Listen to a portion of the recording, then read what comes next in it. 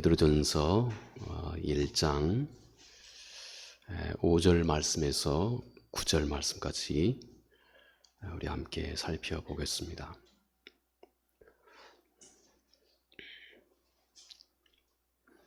우리 같이 함께 천천히 읽습니다. 너희는 말세에 나타나기로 예비하신 구원을 얻기 위하여 믿음으로 말미암아 하나님의 능력으로 보호하심을 받았느니라. 그러므로 너희가 이제 여러 가지 시험으로 말미암아 잠깐 근심하게 되지 않을 수 없으나 오히려 크게 기뻐하는도다. 너의 믿음의 확실함은 불로 연단하여도 없어질 금보다 더 귀하여 예수 그리스도께서 나타나실 때 칭찬과 영광과 존귀를 얻게 할 것이니라. 예수를 너희가 보지 못하였으나 사랑하는도다. 이제도 보지 못하나 믿고 말할 수 없는 영광스러운 즐거움으로 기뻐하니 믿음의 결국 곧 영혼의 구원을 받음이라. 아멘. 함께 읽은 우리 마지막 절 9절 말씀, 믿음의 결국 곧 영혼의 구원을 받음이라. 사도가 이렇게 언급을 합니다. 오늘 참 집사님께서 우리 오늘 함께 나눌 말씀에 적절한 또 기도 참 감사합니다.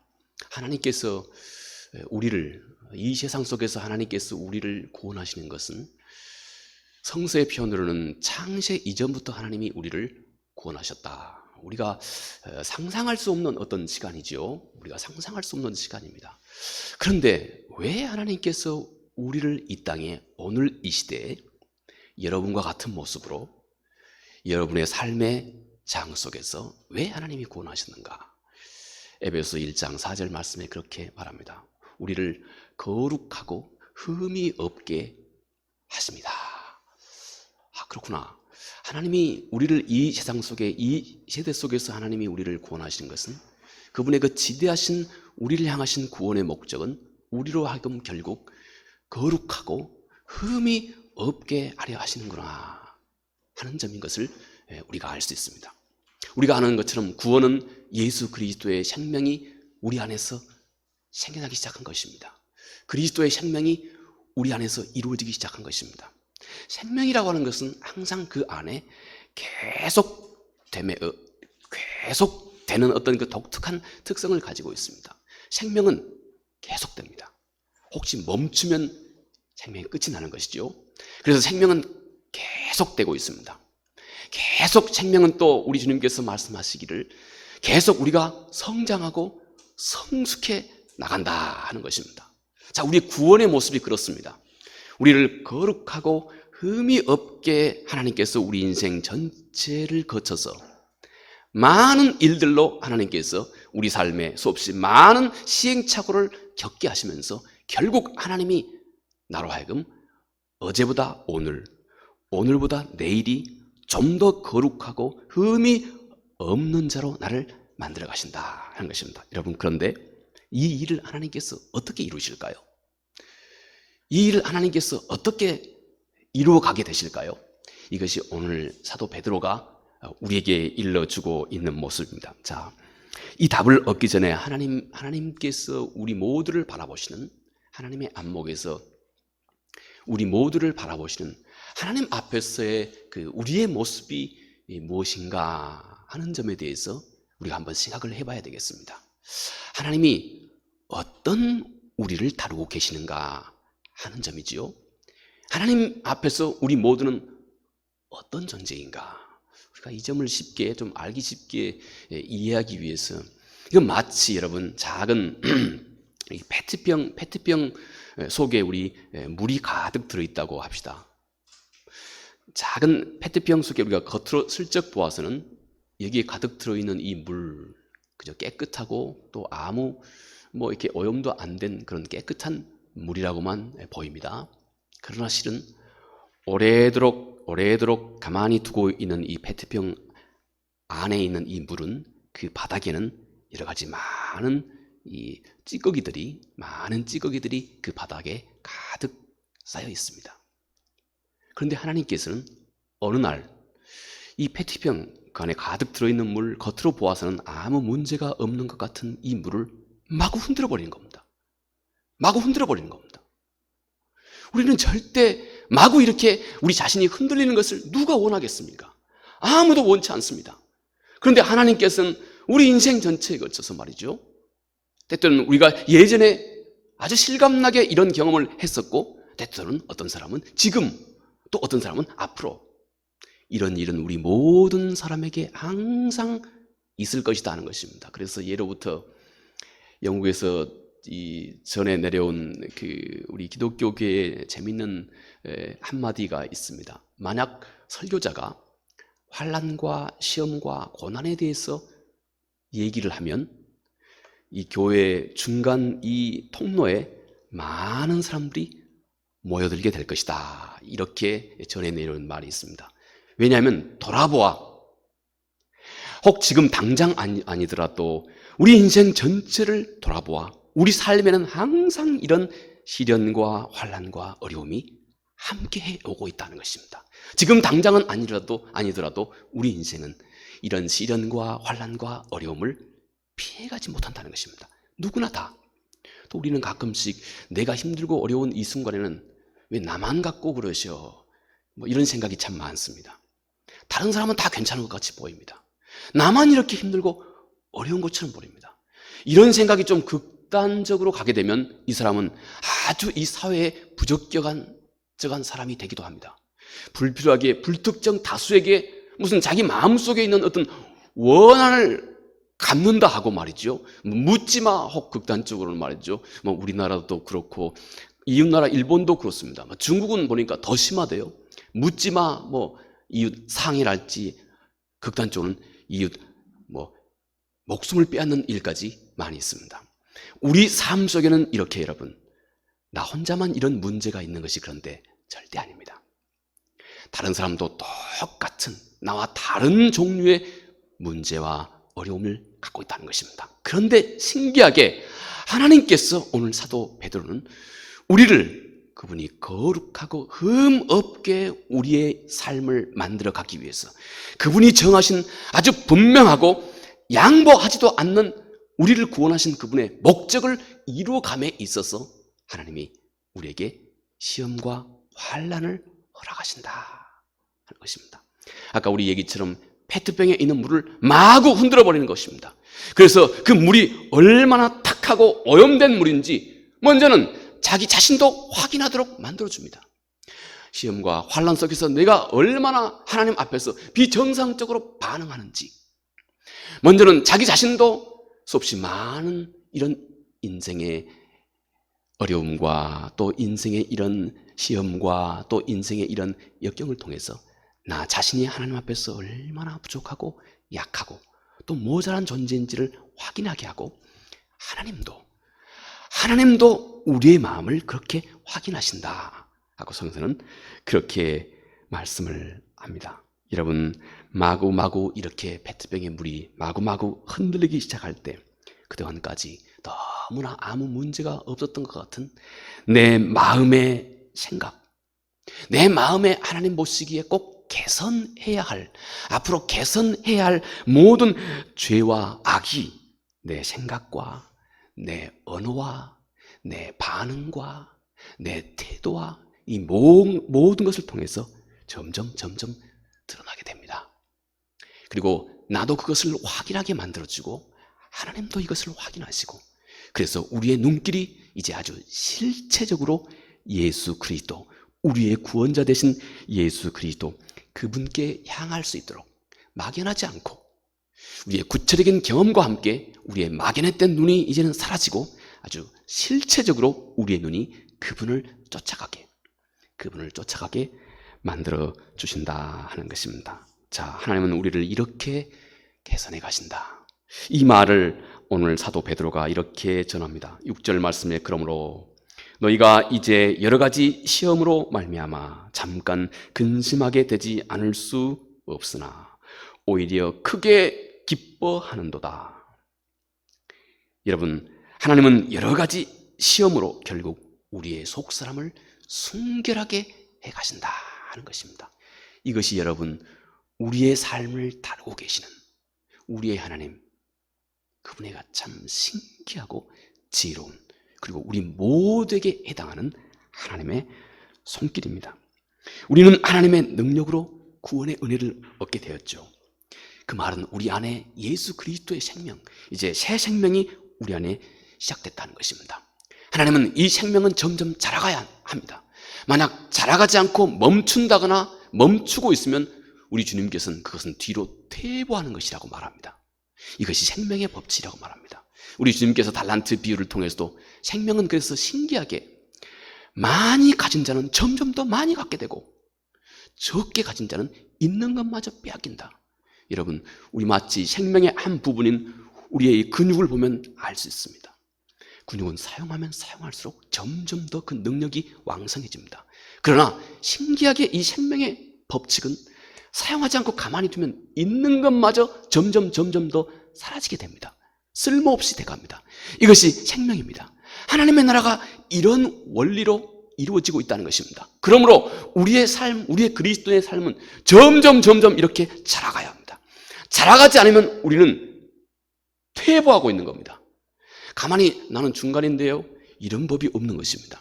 이것이 신기하게 우리 안에 있는 영적인 생명의 그 실체인 것입니다. 그러므로 하나님께서 우리를, 예수 그리스도께서 우리를 점점 더 강건하게, 어제보다 오늘보다 내일이 점점 더 강건하게 우리를 이끌어가고 계시는 것입니다. 그런데 하나님께서 그의 자녀들 안에 있는 이 새 생명을 더욱 온전하고 순결하게 지켜가시는데 그분께서 동원하고 계시고, 때때로는 성경은 그분이 허락하신다고 그렇게도 말합니다.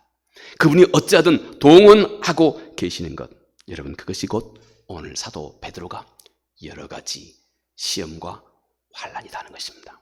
오늘 사도 베드로가 말씀하고 있는 이 여러 가지라고 하는 말은 원래 이 여러 가지 색깔들, 그런 말입니다.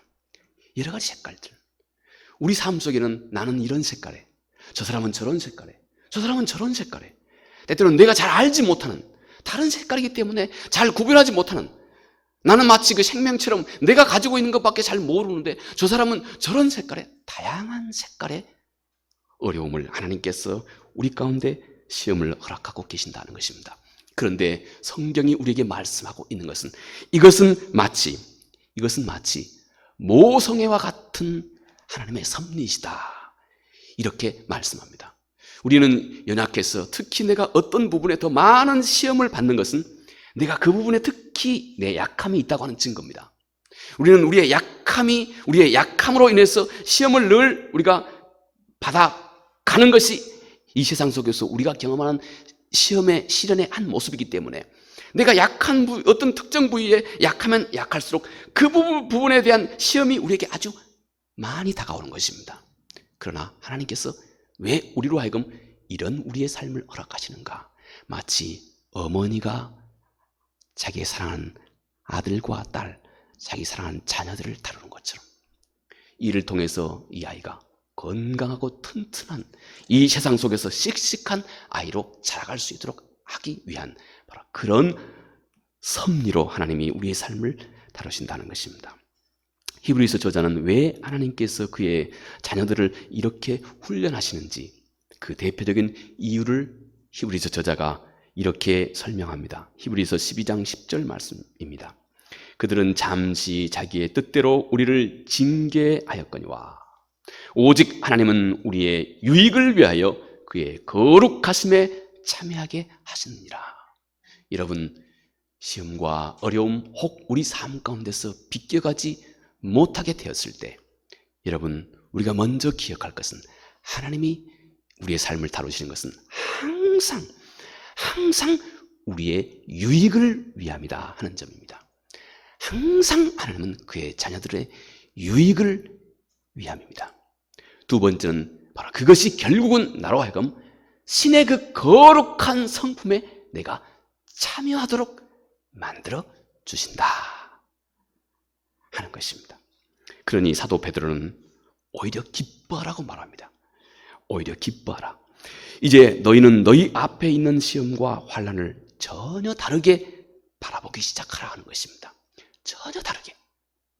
그동안 너가 다루었던 그 방식 말고 또 세상 사람들이 시험과 환난을 이해하고 있는 그 방식 말고 이제 전혀 다르게 기뻐할 수 있는, 전혀 다르게.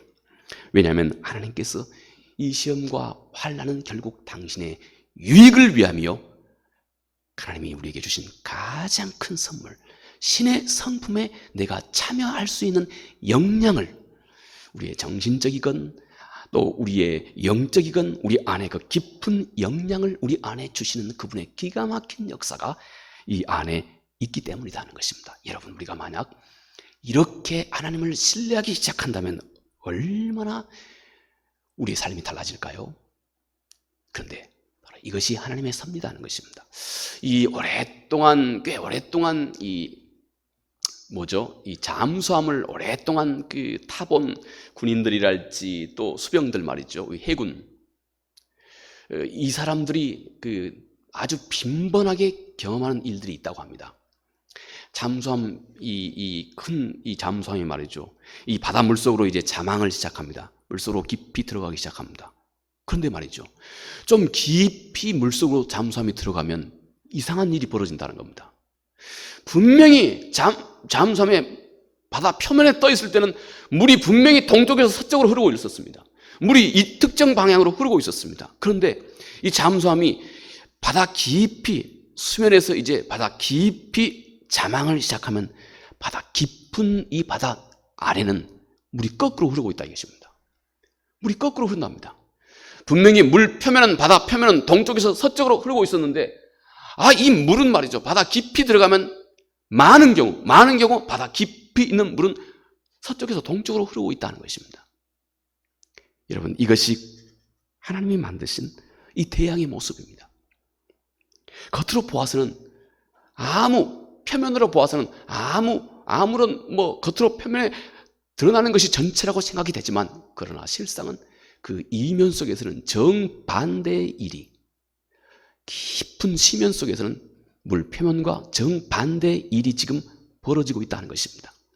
여러분, 신비하게도 바로 이것이 우리 그리스도인의 삶의 모습입니다. 우리가 우리의 삶의 겉의 모습은 오늘 사도가 얘기하고 있는 것 같이 힘들고 때때로는 어렵고, 우리가 이 코로나 시대에 말이죠, 얼마나 힘듭니까? 우리 교회는 그래도 이렇게 아담하기 때문에 큰 변화가 이렇게 물론 우리도 변화가 많습니다만은, 근데 아주 많이 모이는 그 큰 성전을 가지고 있는 교회는요, 제가 얼마 전에 우리 대한민국에서 제일 큰 교회 중에 한 교회의 예배 시당을 아주 간접적으로 본 적이 있어요. 간접적으로 텅텅 비어 있습니다. 드문드문 이렇게 있습니다. 우리 시국 자체가 정책 때문에도 그렇게 할 수밖에 없는 상황이죠. 여러분, 우리의 겉으로 보았을 때는, 우리의 삶 가운데 겉으로 보았을 때는 많은 어려움이 우리 삶, 또 우리 교회 안에도 겉으로 보았을 때는 많은 문제가 이렇게 각박하기에 많은 어려움이 있는 것 같지만, 그러나 여러분, 실상 이 문제 아래서 하나님은 놀라운 역사를 지금 만들어가고 계신다는 겁니다. 저는 그 점을 확신합니다. 이 세상의 모든 역사, 그분의 손 아래 있습니다. 모든 것이 그분의 통제 아래 있습니다. 그분의 창조물입니다. 우리도 그렇고 우리의 삶도 그렇고 온 세상도 그렇습니다.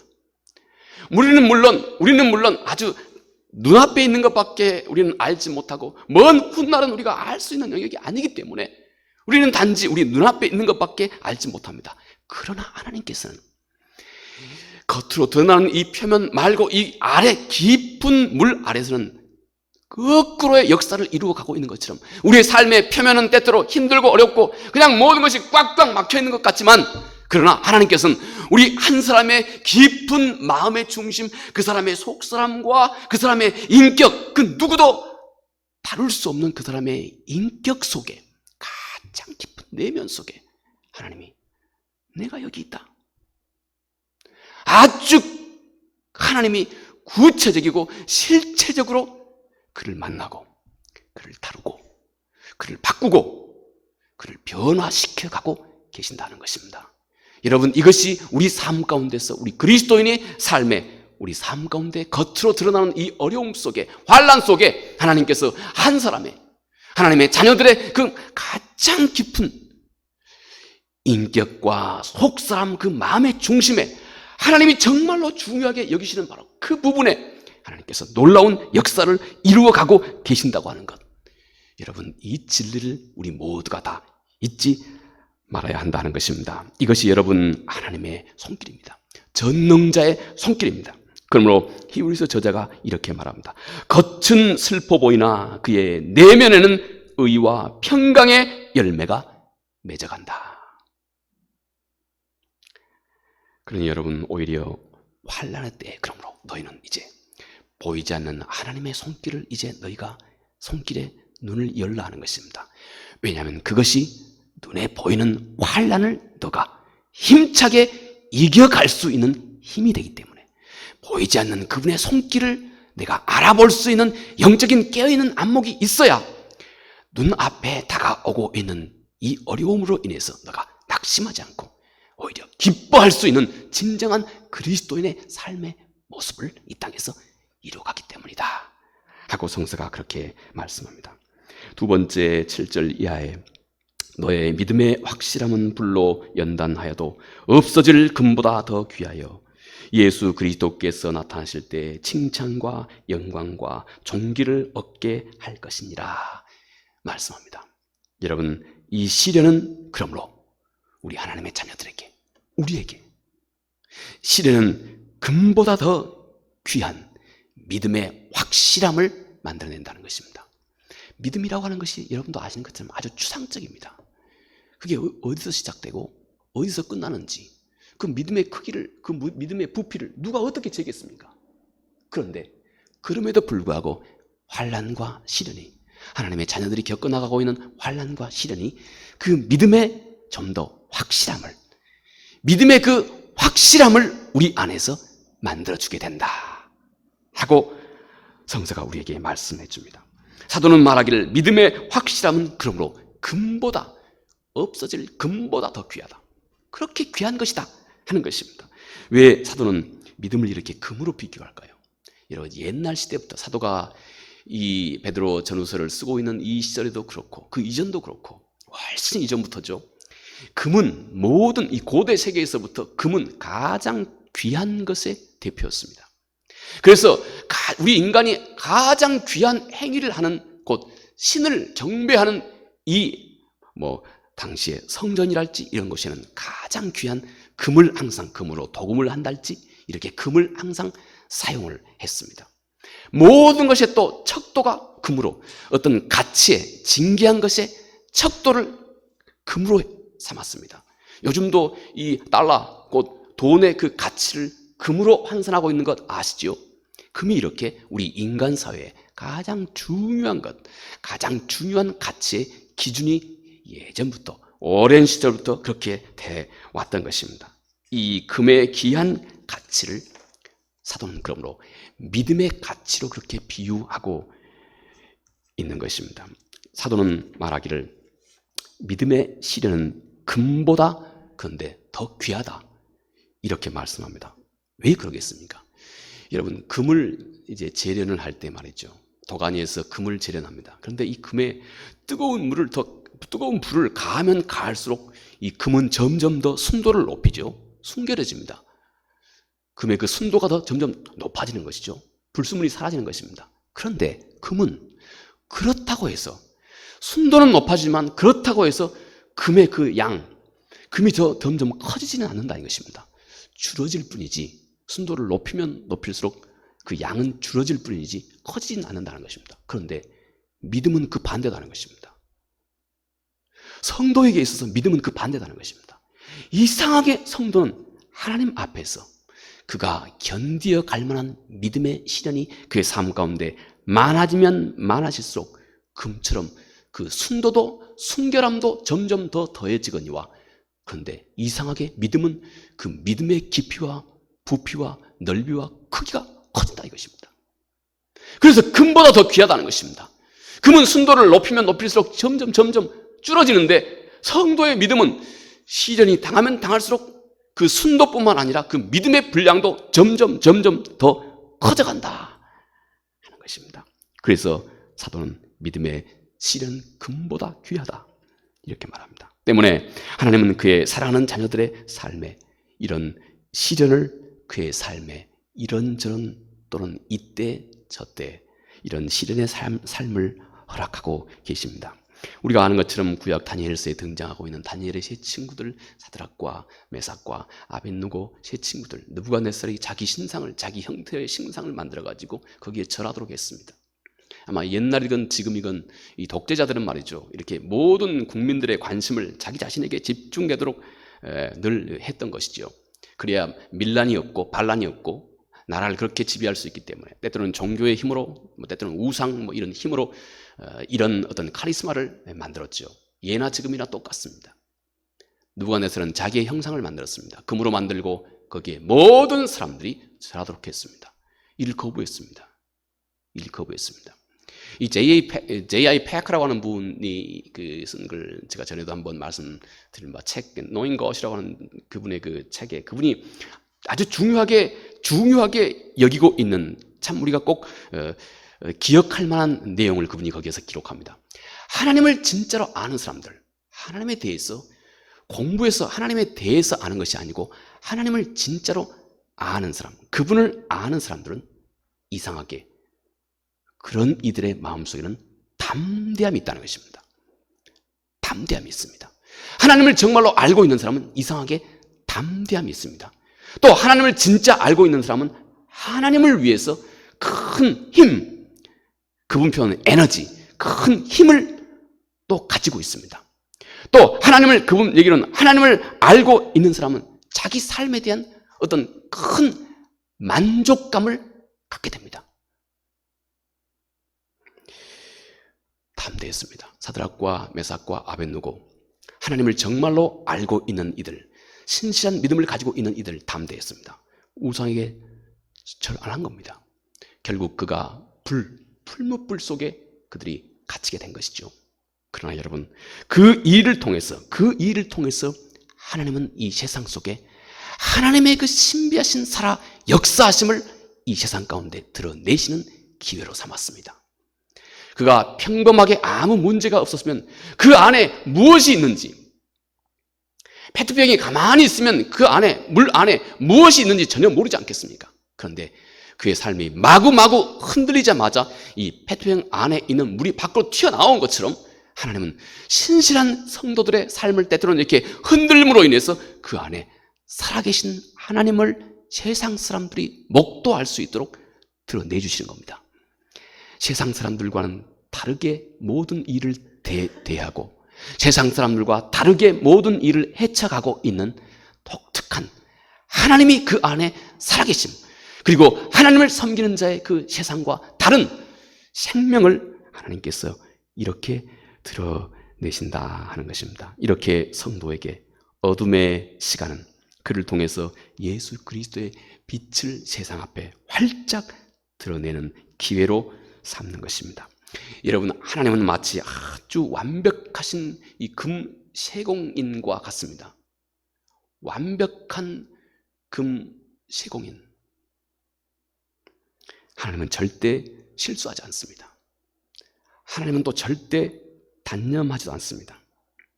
하나님은 절대 돌아보아 과하지도 않고 모자라지도 않습니다. 그분은 또 절대 낭비하지도 않습니다. 여러분, 이 하나님의 손길이 우리 각자의 인생을 다루고 있는 하나님의 손길입니다. 우리는 이 믿음을 갖기 시작하는 것입니다.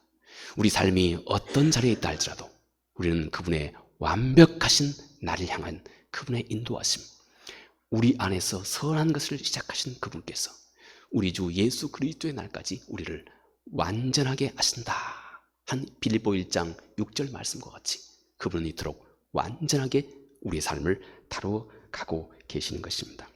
내가 지금 시련 가운데 있다 하는 생각이 들 때 여러분, 힘들고 어렵고 마음이 그 순간에는 좀 아프고 고통스럽겠지만, 그러나 그 순간 우리는 우리 눈을 들어서 우리의 삶의 구원자이시고 또 우리의 삶의 모델이 되시는 예수 그리스도, 그분을 보는 것입니다. 만약 여러분들이 환난 속에서 진짜로 그리스도 그분께 진지한 눈길을 돌리기 시작했다면 여러분, 우리는 정말로 우리의 삶을 잘 다뤄가고 계시는 겁니다.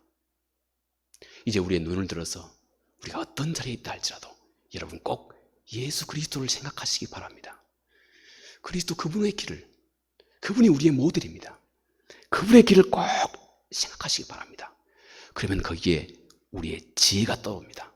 그분이 우리에게 지혜를 주십니다. 우리는 그렇게 우리의 삶을 다루어 가시는 것입니다. 주님은 우리의 시련을 통해서 가장 값진 진저와 같은 선물을 주님께서는 우리 안에서 만들어 내시는 것입니다. 이제 하나님이 결국 우리를 어떤 사람으로 결국 하나님께서 만들어 가시는지 오늘 마지막 8절 말씀, 9절 말씀 제가 읽겠습니다. 예수를 너희가 보지 못하였으나 사랑하는도다. 이제도 보지 못하나 믿고 말할 수 없는 영광스러운 즐거움으로 기뻐하니 믿음의 결국 곧 영혼의 구원을 받음이라. 여러분, 성경은 우리 인생을 광야로 많이 비유합니다. 실제로 성경은 이스라엘 백성들이 광야를 횡단했던 이 일을 사도 바울은 고린도전서 10장에서 이스라엘이 광야를 횡단해서 가나안 땅까지 잘 진입해 들어갔던 이 일을 한 사람의 영적인 성장, 성숙의 과정으로 그렇게 비유합니다. 그래서 우리 인생을 성경은 광야라고 그렇게 말합니다. 광야. 앞도 옆도 뒤도 아무 소망이 없는 곳입니다. 아무 내가 의지할 것이 아무것도 없는 것이 어찌 보면 돌아보면 우리 인생의 실체다는 것입니다. 광야는 오직 하늘길만 열려있는 곳입니다. 하나님만이 내 삶의 모든 것이다, 희망이다. 여러분 혹시 이런 경험 해보셨습니까? 이제는 나에게 하나님만 남아있다. 이때요. 우리는 크고 작게 직접 간접으로 이와 비슷한 그런 경험들을 여러분 우리는 우리 인생 속에서 해간다 하는 것입니다. 그런데 여러분, 신기하게 한 사람이 이 광야에서만 가장 순수하고 가장 때묻지 않는 하나님을 향한 사랑이 싹 터온다는 것입니다. 여러분 아십니까? 하나님은 가장 중요하고 큰 일을 하나님께서 해가실 때 하나님이 준비한 게 뭔지 아십니까? 애기입니다. 애기, 어린아이. 이스라엘을 구원하셔야 할 때 많은 이스라엘 백성들이 아우성치고 그들의 구원자, 다 자라있는 그들의 구원자를 구할 때 하나님은 모세를, 젖먹이 모세, 어린아이 모세를 하나님이 준비했습니다. 이게 하나님의 방법입니다. 하나님은 세상을 구원하기 위해서 그분이 준비한 것은 베이비, 어린아이입니다. 온 세상을 하나님이 구원하시기 위해서 예수 그리스도, 이 베이비를 마구간에서 준비하셨습니다. 우리는 다 이루어진 사람들을 구합니다. 저도 그랬습니다. 그런데 하나님은 그분의 역사를 이루기 위해서 하나님은 베이비를 준비합니다. 어린애. 이게 하나님의 방법입니다. 시간이 걸립니다. 그러나 그분께서는 완벽하게 이 어린아이와 함께 그분의 뜻을 이루어갑니다. 여러분, 성경에서 누가 어린아이라고 말합니까? 저는 참 외람된 말씀인지 모르겠지만요, 우리 연세에 참 지긋하신 권사님들을 보면요, 권사님들 뵈면 뵐수록 어린아이 같아요. 어린아이. 그렇게 순수해집니다. 어린아이는 그 특징이 단순성에 있습니다. 단순합니다. 아빠가 높이에 어린아이 앉혀놓고 뛰어내려 그러면 어린아이는 죽을까 살까, 내가 뭐 한 3박 4일 입원해야 되는 거 아닌가, 이거 생각하지 않습니다. 어린애는 즉각 뛰어내립니다. 단순성에 있습니다. 그리고 순수합니다. 이것이 어린아이의 특징입니다. 단순성, 순수함. 복음은 그렇게 단순합니다. 복음을 내가 뭐라고 내 입술로 또 사변적인 말로 설명하려고 하면 벌써 그 복음의 단순성을 해쳐버릴 정도로 생명을 담고 있는 복음은 단순하고 순수합니다. 여러분, 여러분의 마음이 이렇게 단순하고 순수하면 하나님이 이 시대를 위해서 지금 당신 안에서 당신을 통해서 어린 아이를 이미 출발하셨다고, 어린 아이를 준비하고 계신다고 하는 것을 여러분 꼭 기억하십시오. 우리의 마음이 오염되지 않고, 우리의 마음이 이것저것 계산하지 않고 지극히 단순해서 그분만 바라보고 있고, 그분의 말씀은 그대로 가감없이 받아들이는 그 마음, 단순함과 순결한 마음이 여러분 안에 있으면 하나님이 나를 이 시대를 위해서 내 안에 베이비를 준비하고 있다고, 어린 아이를 준비하고 있다고 하는 것을 잊지 마십시오. 하나님은 우리 교회도 그렇게 이루어갈 것입니다. 하나님이 이 세상을 구원하실 때 가장 크게 구약의 대표가 모세입니다. 신약의 대표가, 새 언약의 대표가 예수 그리스도입니다. 가장 큰 역사를 하나님께서 이루어 가시면서 하나님이 준비하신 것은 어린 아이였습니다. 어린 아이. 이것이 하나님 그분의 신비하신 그분의 역사입니다. 여러분, 이 하나님의 손길을 보는 자들, 이제부터 그 어떤 환난 속에서도 예수 그리스도를 그는 기뻐하게 됩니다. 이 길, 그런 힘을 갖습니다. 예수를 너희가 보지 못하였지만 사랑하는도다. 이제도 보지 못하나 믿고 말할 수 없는 영광스러운 즐거움으로 기뻐하니 믿음의 결국 영원의 구원을 받음이라. 믿음의 결국 영원 구원이, 내가 예수 그리스도를 보지 못하였지만 그러나 이 땅을 환난과 인내를 믿음을 가지고 잘 헤쳐갔던 모든 그리스도인의 마음속에 하나님이 창조하고 계시는 것이 바로 이것이다 하는 것입니다. 예수를 너희가 이제 눈으로는 보지 못했지만 믿고 말할 수 없는 영광스러운 즐거움으로 기뻐하니 이것이 믿음의 결국 영원 구원이다. 사도가 이렇게 말씀합니다. 여러분, 우리의 삶은 때때로 우리가 과거에 그랬고, 아니면 때때로는 우리의 삶 현재가 그럴 수 있고, 또 앞으로가 그럴 수 있습니다. 우리의 삶이 때때로 환난과 어려움을 빗대갈 때가 많이 있습니다. 그러나 여러분, 우리가 환난의 자리에 있을 때 하나님은 이 일을 통해서 마치 물의 표면, 이것을 넘어 깊이 들어가면 그 안에는 정반대의 것, 겉은 환난과 같지만 그러나 정반대의 그분의 놀라우신 역사를 하나님께서 우리 안에서 만들어가고 계신다고 하는 사실을 여러분께서 기억하시고, 이 시대에 가장 하나님이 필요하신 하나님의 말씀을 가장 순결하고 단순하게 믿고 받아들이는, 이 시대를 위해서 하나님이 준비하고 계시는 이 어린 아이와 같은 그런 마음 가득 품으시기 바랍니다. 그러면 말씀 한마디 한마디가 우리에게 넘치게 살아 역사하기 시작합니다.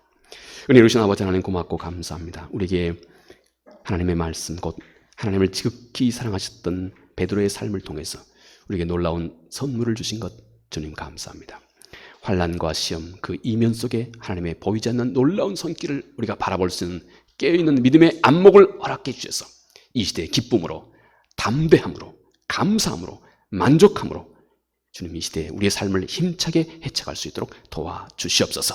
예수를 보지 못했으나 믿고 말할 수 없는 영광스러운 즐거움으로 기뻐하는 삶이 우리 삶이 되게 해 주시옵소서. 예수님 이름으로 기도합니다. 아멘.